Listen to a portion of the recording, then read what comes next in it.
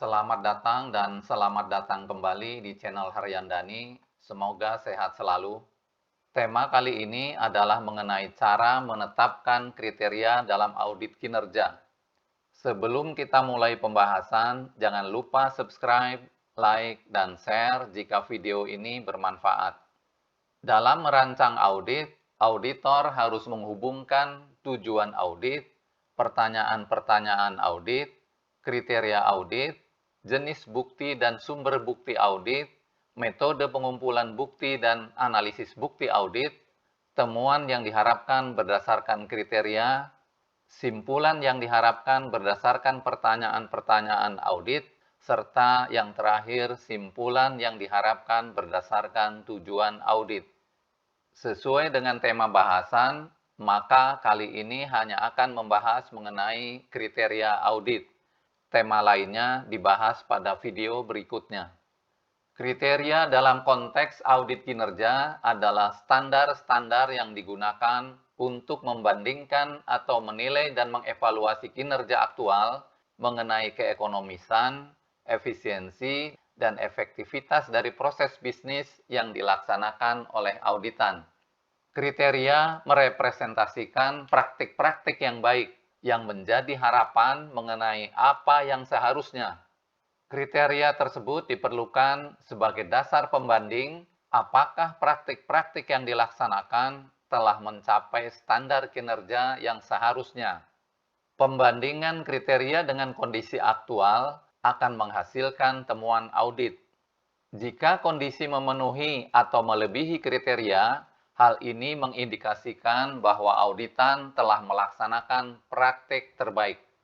Sebaliknya, jika kondisi tidak memenuhi kriteria, hal ini mengindikasikan adanya temuan yang memerlukan tindakan perbaikan. Konsep keekonomisan, efisiensi, dan efektivitas yang dibahas pada literatur-literatur bertema audit kinerja biasanya masih bersifat umum.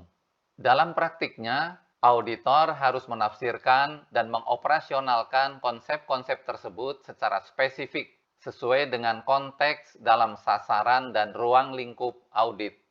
Dengan menafsirkan konsep keekonomisan, efisiensi, dan efektivitas sesuai dengan konteks pokok bahasan dalam masing-masing penugasan audit kinerja, maka definisi atau rumusan operasional mengenai keekonomisan, efisiensi, dan efektivitas akan banyak variasinya sesuai dengan konteksnya. Oleh karena itu, kriteria audit juga akan bervariasi dari satu audit kinerja ke audit kinerja lainnya, sesuai dengan konteksnya. Kriteria yang akan digunakan dalam audit kinerja harus secara jelas menggambarkan dan mengklasifikasikan elemen-elemen berikut. Yang pertama, kelompok kriteria. Apakah termasuk kelompok keekonomisan, efisiensi, atau efektivitas? Yang berikutnya, jenis kriteria, yaitu rincian kriteria yang terdapat dalam masing-masing kelompok kriteria. Biasanya dalam satu kelompok kriteria ada lebih dari satu jenis kriteria. Yang ketiga, penjelasan, yaitu deskripsi singkat untuk setiap jenis kriteria. Yang keempat, satuan pengukuran untuk masing-masing jenis kriteria, misalnya kilometer per jam, orang per hari, dan lain-lain.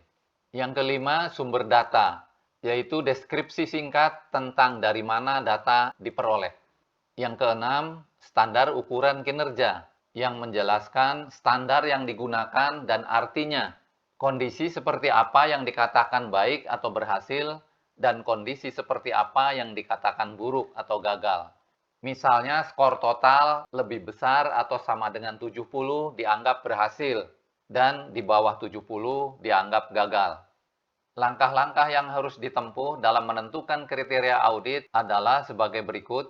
Yang pertama, mengidentifikasi apakah auditan telah memiliki kriteria yang digunakan untuk mengukur kinerja program atau kegiatan yang dilaksanakan, misalnya dalam bentuk pedoman penilaian kinerja.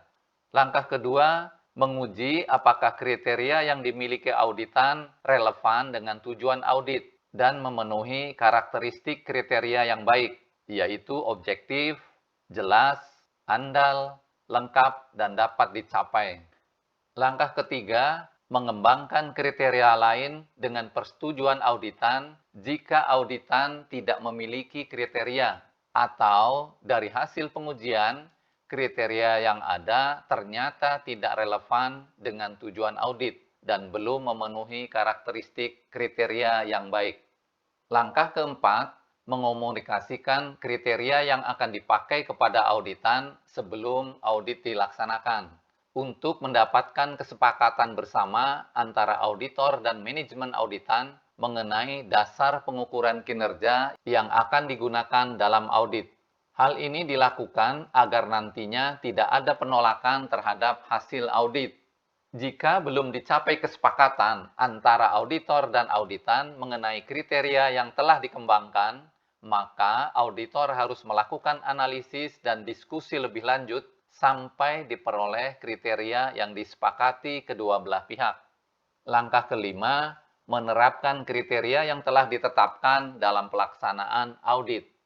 Jika auditan tidak memiliki kriteria, auditor perlu mengembangkan kriteria secara spesifik, kemudian meminta persetujuan atau kesepakatan auditan.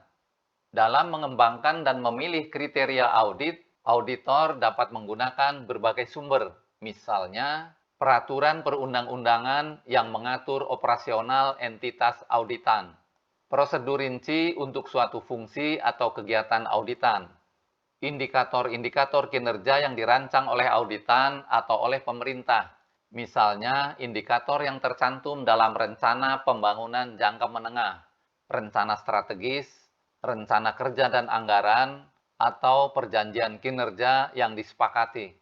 Standar, ukuran, hasil, target, dan komitmen yang ditetapkan oleh auditan yang tercantum dalam dokumen perencanaan, kontrak, dan anggaran.